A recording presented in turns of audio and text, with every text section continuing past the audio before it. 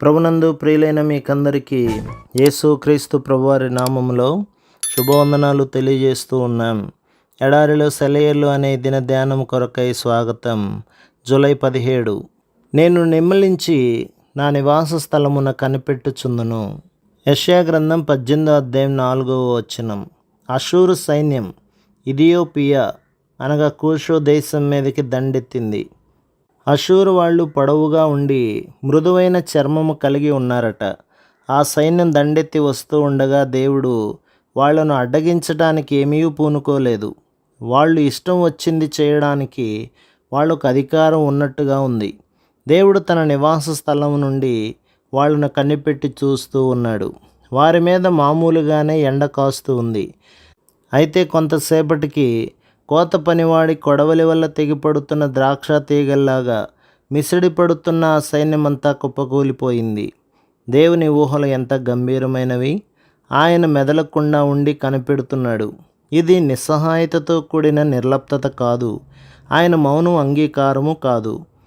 ఆయన కేవలం సరైన సమయం కోసం ఎదురు చూస్తున్నాడు. తరుణం ఆసన్నమైనప్పుడు ఆయన లేస్తాడు. దుష్టుల పథకాలు ఇక ఫలించబోతున్నాయి అన్నప్పుడు గొప్ప ఆపదను వాళ్లపైకి పంపించి వారిని లొంగదీస్తాడు. లోకంలో ప్రబలుతున్న దౌష్ట్యాన్ని మనం చూస్తూ, అన్యాయాలు అక్రమాలు వర్ధిల్లడాన్ని గమనిస్తూ, మనలను అసహించుకునే వాళ్ళ దౌర్జన్యాలకు గురై అల్లాడుతూ ఉన్నప్పుడు ఈ మాటలను గుర్తు తెచ్చుకుందాం. దేవుడు ప్రస్తుతం నిమ్మళంగా ఉండి కనిపెట్టి చూస్తున్నాడు. దీన్నే మరో విధంగా చూడవచ్చు. తుఫానులో తెడ్లు వేయలేక అష్టకష్టాలు పడుతున్న తన శిష్యుల్ని చూశాడు యేసు ప్రభు. బేతనీలో తాను ప్రత్యక్షంగా లేకపోయినప్పటికీ లాజరు జబ్బుపడి ప్రాణాలు వదులుతూ ఉండడం ఆయనకి తెలుస్తూనే ఉంది. అతన్ని రాతి సమాధికి మోసుకుపోవడం ఆయన దివ్య దృష్టికి కనబడుతూనే ఉంది. బంధువుల హృదయాలు మెల్లిమెల్లిగా కృంగిపోవడం ఆయనకు తెలుసు. అయితే తాను జోక్యం కలిగించుకోవడానికి సరైన సమయం కోసం ప్రభు ఎదురు చూశాడు. నీ విషయంలో కూడా ఆయన మెదలకుండా ఊరుకుంటున్నాడా? అయితే ఆయన నీ పరిస్థితుల్ని గమనించడం మాత్రం మానలేదు. ఆయన అన్నీ చూస్తూనే ఉన్నాడు. నీ నాడిని పరిశీలిస్తూనే ఉన్నాడు. ఏమి జరుగుచున్నదో నిశితంగా పరిశీలిస్తూనే ఉన్నాడు. సరైన తరుణం ఆసన్నమైనప్పుడు ఆయన దిగి వచ్చి నిన్ను ఆదుకుంటాడు.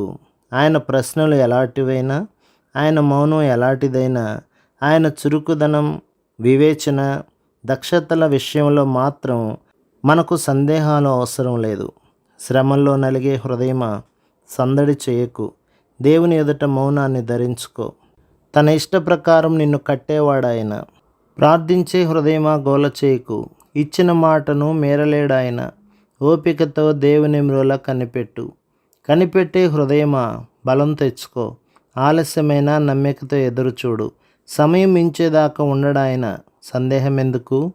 ప్రభు మిమ్మును, మీ కుటుంబమును, మీ సంఘమును దీవించి ఆశీర్వదించునుగాక.